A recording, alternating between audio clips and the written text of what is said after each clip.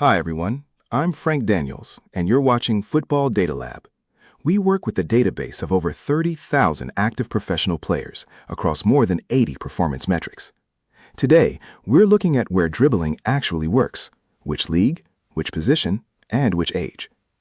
Let's start with the big picture. Nearly 4,000 players with sufficient dribbling data make up our sample. And here's what stands out. Most professionals fall somewhere between 40 and 60% successful dribbles. That's no coincidence. It's essentially the working standard across leagues worldwide. But inside that bell curve, several questions are hiding. Some leagues give players more space, and the numbers there reflect that. Certain positions demand more risk by nature when a player takes someone on. Age plays a role too. Peak dribbling confidence doesn't always line up with peak physicality. So, where exactly does success run higher? That's what we'll test across 3 separate breakdowns. Okay, we've mapped the shape of the distribution. Now we've worked out what successful dribbling looks like overall. Now let's see exactly where it happens most often. This chart shows the average dribble success rate by league, with almost 1,500 players in the sample. The Turkish League and Saudi Pro League sit at the top. That's surprising if you've always assumed dribbling belongs to Spain or the Netherlands. One explanation is pressing intensity. Teams in Turkey and Saudi Arabia defend less compactly, leaving more space for 1-versus-1 situations. Another factor is recruitment. Both leagues attract players with a strongly attacking profile, and the numbers simply reflect that style. Spain, meanwhile, sits mid-table. The high pressing intensity in La Liga makes every dribble attempt more costly, and the statistics capture that clearly. Okay, that covers the geography of leagues. Now let's look at how dribble success changes.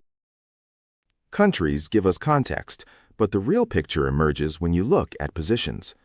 Across a sample of more than 2,000 players, 2 attacking profiles lead the way, left midfielders and attacking midfielders. Their average dribble success rate is noticeably higher than center backs or defensive midfielders, who sit at the bottom of the list. One explanation is purely contextual.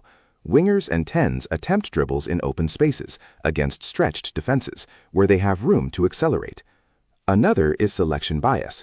Coaches simply don't play poor dribblers in those positions, so the players who survive in the data are already a filtered elite.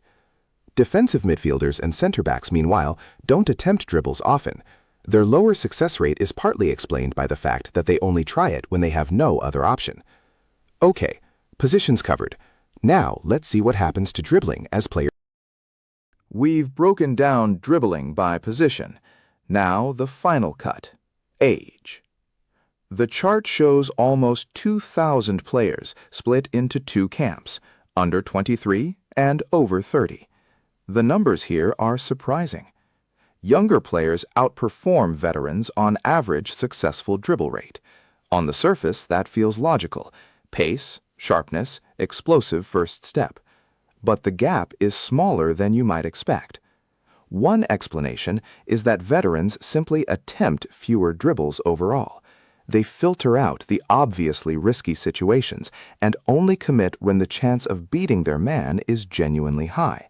That lifts their success rate, even though their total dribble volume is significantly lower.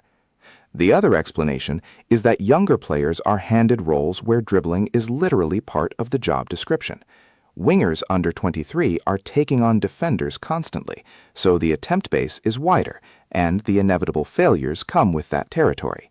So age here is really about strategy, not just physicality. If this kind of analysis interests you, subscribe, and we'll be back in a few days with more breakdowns from the same dataset.